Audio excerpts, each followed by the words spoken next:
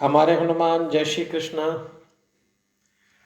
8 बज गए। चलिए एक ऐसे विचार में चलते हैं जिसका सवाल मुझसे पूछा गया है। पिछले दिनों मैं एक ऐसे कार्यक्रम में शिरकत कर रहा था जहां अलग अलग धर्मों के लोग थे।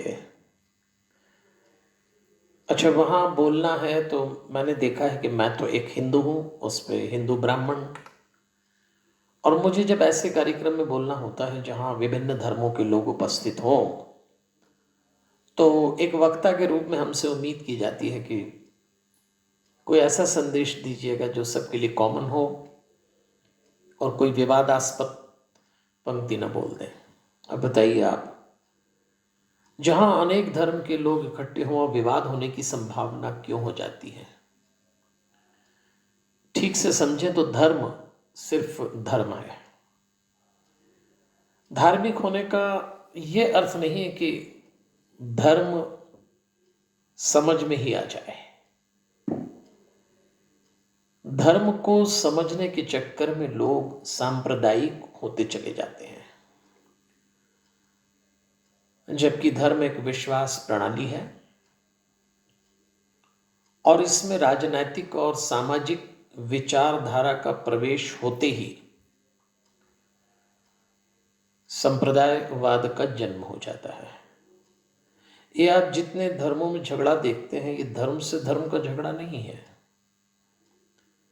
ये धर्म में राजनीति, धर्म में सामाजिक वर्चस्व और इन सब चीजों के घालमेल से धर्म युद्ध के लिए शस्त्र बन जाता है। भारत ने एक दौर वो देखा है कि जब हिंदू और मुसलमान अलग अलग अपने अपने धर्म को मानते थे, इसके बावजूद भी उनके सामाजिक, सांस्कृतिक, आर्थिक और राजनीतिक हित अलग अलग नहीं थे। ये थोड़ा गंभीर विषय है, पर मैं पढ़े लिखे लोगों से जब भी बातचीत करता हूं तो उनसे निवेदन करता हूं कि इस बात को दिमाग में रखें। कवि रविंद्रनाथ टैगोर ने सोनार बंगाल गीत जो 1905 में उन्होंने लिखा था, बंग भंग आंदोलन था उस समय, और इस गीत को हिंदू और मुसलमान दोनों बड़े प्रेम से गाया करते थे। और इस आंदोलन से ही वंदे मातरम गीत लोकप्रिय हुआ। 1857 का विद्रोह भी हिंदू मुस्लिम एकता के लिए जाना गया। अब देखिए, इतिहास की 2 घटनाएं शायद बहुत सारे लोग भूल गए, आप भी हो सकते हैं उसमें। मैं याद दिलाना चाहता हूं कि दिल्ली की जामा मस्जिद में उपदेश देने के लिए कट्टर आर्य समाजी नेता स्वामी श्रद्धानंद को मुसलमानों ने बुलाया था। अमृतसर के स्वर्ण मंदिर की चाबी भी एक मुसलमान नेता डॉक्टर किचलू को दी गई थी।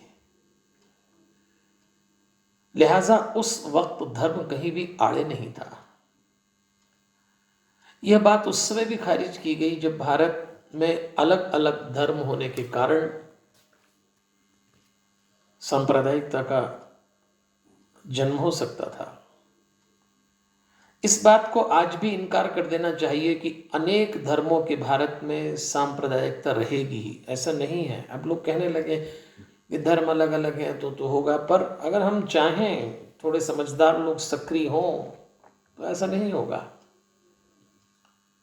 क्योंकि सही दृष्टि से देखा जाए तो धर्म का सांप्रदायिकता से कोई लेना देना नहीं है। हिंदुओं के साथ दिल से दिल और कंधे से कंधा मिलाने वाले मुस्लिम लोग 2 कारणों से दूर हटे: अंग्रेज शासकों की शह चालबाजी और हिंदू अतिवाद की प्रतिक्रिया। तो कट्टरपंथी मुसलमान तो मौका ढूंढ ही रहे थे तो यहीं से धर्म में सांप्रदाय का घालमेल शुरू हो गया। और आज स्थिति ये ला दी गई कि नई पीढ़ी के बहुत सारे बच्चे इन दोनों को अलग अलग समझ ही नहीं पाते। वो तो कहते हैं कि दो धर्म जहाँ इकट्ठे हुए कोई ना कोई पंगा होगा। मैं तो उदाहरण हूँ ना, मैं जब ऐसे मंच पे बोलने जाता हूँ तो मुझसे कहा जाता थोड़ा सावधानी से बोलिए।